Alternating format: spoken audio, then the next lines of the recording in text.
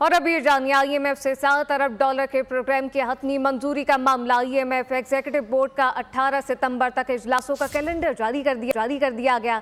Pakistan executive board के जारी मजीद calendar में भी पाकिस्तान को शामिल नहीं किया गया है, जबकि पाकिस्तान को बैरूनी फाइनेंसिंग गैप पूरा करने में मुश्किलात हैं। ज़रा के मुताबिक पेशगी शराइत पूरी होने के बाद पाकिस्तान का एजेंडा शामिल होने का इम्कान है। तफसीलात क्या है, उमर हयात खान से जानते हैं। जी उमर, आगाह कीजिएगा।